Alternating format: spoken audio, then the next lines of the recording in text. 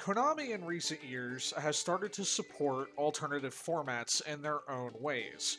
A good example is Rarity Collection 2, which featured reprints that would often be a head scratcher for advanced format players, like why certain cards in the set were there.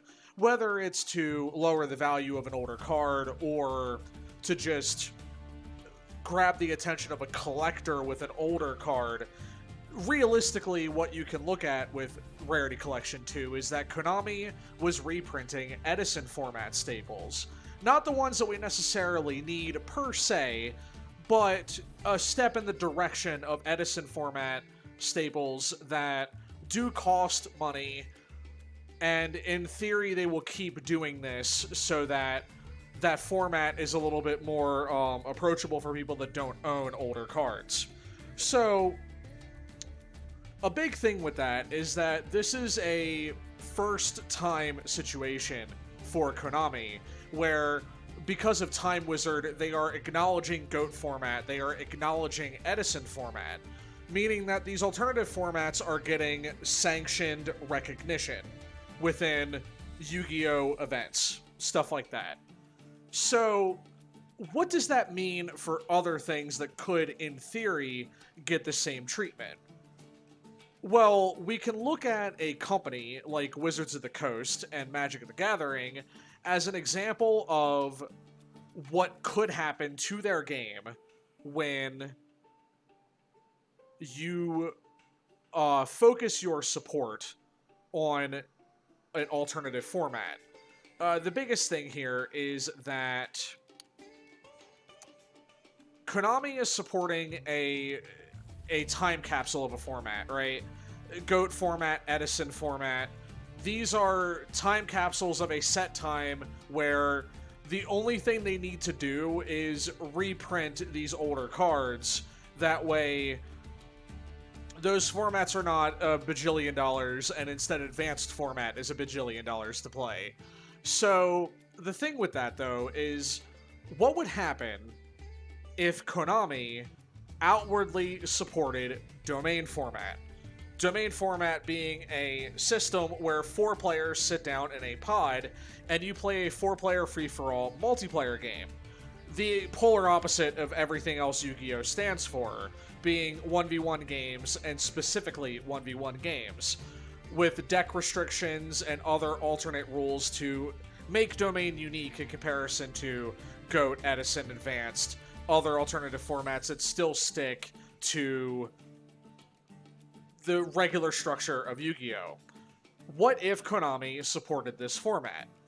Well, me and DK, or Michael, the kind of our founding father of this format, so to speak, we had a conversation a while back, and it was all over the place with like the current game and other alternative formats and domain and content creation and all these different conversations. It was a very good conversation. But one of the things that we did talk about was if Konami did support this format, like officially. And it made me think about, we've seen what that could look like in the case of studying what Magic has become under Wizards of the Coast, focusing Commander over other formats. And so one of the things that we could talk about is the latest set of Magic the Gathering, Modern Horizons 3. This set is, in name, a modern set. It is supposed to print new cards and even reprint cards that are now legal in modern format if they were not legal there before. Magic being a host of many alternative formats, they will print sets that are dedicated for Commander, Modern, whatever Standard, whatever they're focusing on at the time, the cards will go where they need to go.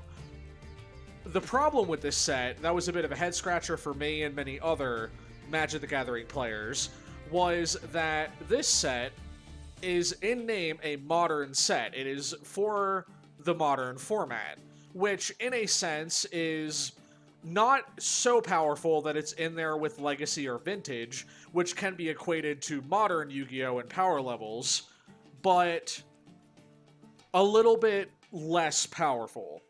but the cards are very strong because that's infamous of Modern Horizons, and it will, slowly continue to encroach on how powerful a card can be and still be okay in a constructed format that allows for competitive play. But the head scratcher was, alongside this set, they also released 4 pre-constructed commander decks. That way, the commander player at home did not have to ignore this set. Instead, they could go to their LGS or online or wherever they buy their cards, and they could buy a 1 or all 4 or however many they want pre-constructed commander decks in a modern set. And then the other thing with this that was a further head scratcher was this set also came with cards that were clearly designed for Commander.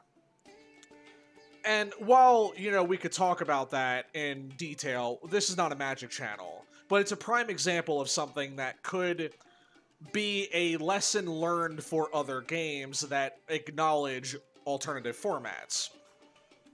Magic has become a bit of a Commander-only game, where the joke is always that while a modern set comes out and Standard gets a set, most of the cards in it are designed for the Commander player, with Commander being the most popular format in Magic the Gathering as it stands today. So, if Konami supported Domain format, a multiplayer game, what would be some of the most basic things they would need to do?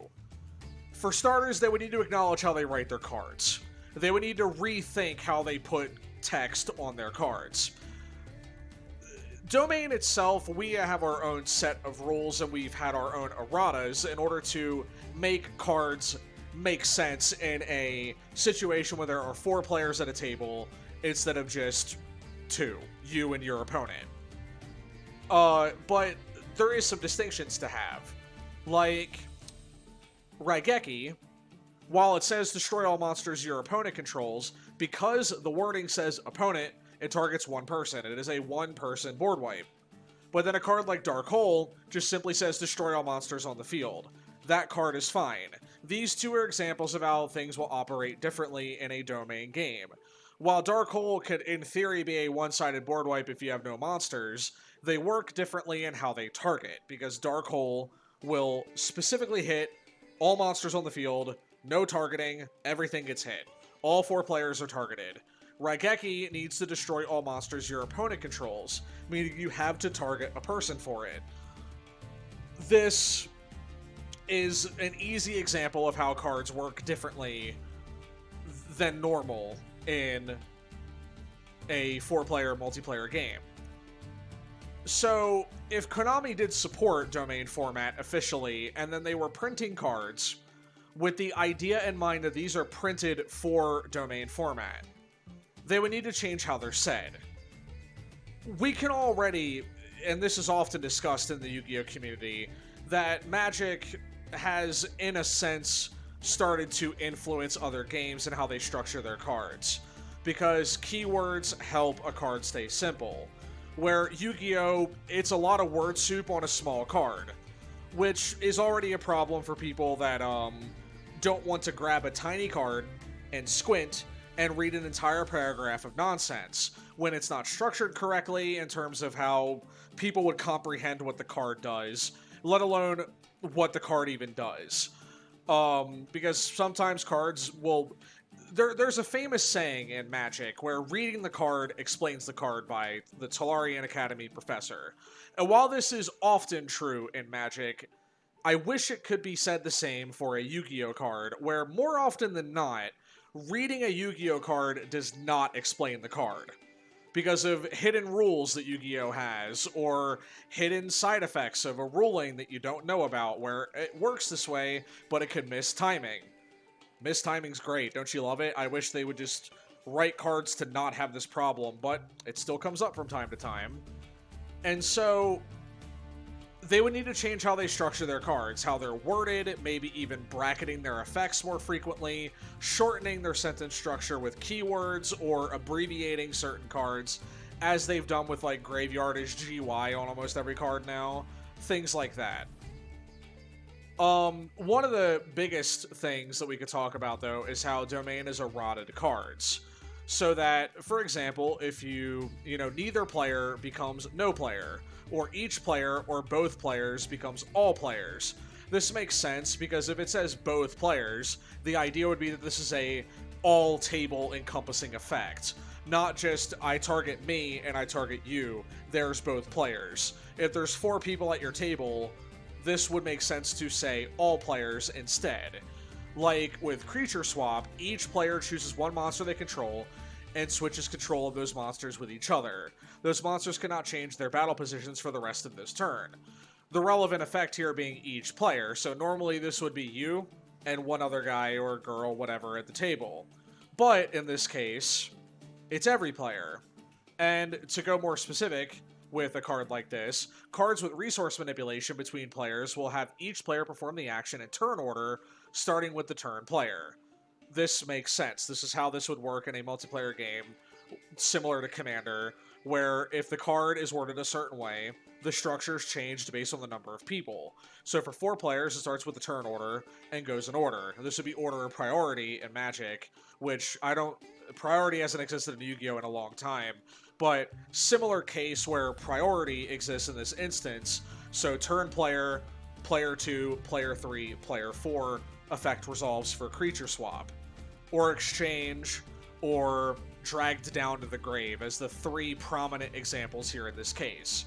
But for a different card, like Painful Choice, select 5 cards from your deck and show them to your opponent. Because it labels opponent, this means that you will target a specific player for this effect. You'll take 5 cards from your deck, throw them in grave.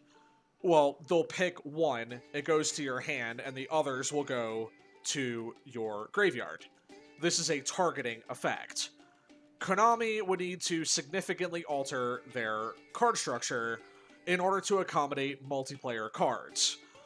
Magic did this, and a lot of their cards now just simply read as multiplayer cards. Would this affect 1v1 scenarios? No. Because if it says each opponent on a card, as it could, then it would just be the one opponent across from you at the table, or the 2 or the 3 opponents at your table, based on the number of players you're playing with at the time. This would not significantly affect their card design, in theory, but it could affect it in the long run if this was hypothetically, if Domain format was their number 1 format. This became the Commander of Yu-Gi-Oh! It's the number 1 alternative format that overruns their constructed, made formats that they've created, and so their card design would flow only into that style. This would power creep card design, because then more cards would need to be AoE, multi-people affecting instead of just one person. A lot of cards already do this, where they'll just say, like, board wipe, you can't hit me, you can't touch me, tower monsters, all that different stuff. Not much would change for boss monster design, I think, but it would tweak how other cards operate. Things like single target removal might become a couple target removal, a 2-for-1, a 3-for-1.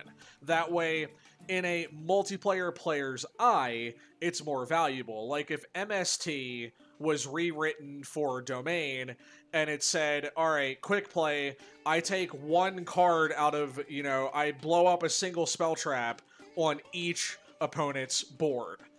That would read like a Commander designed card or a multiplayer designed card that is like a 3-for-1, that way you're getting your value. The difference though is that, in Magic, cards have a mana cost, and Yu-Gi-Oh! Doesn't necessarily have resources, so spells and traps are nearly free in theory, unless they have a condition to be activated.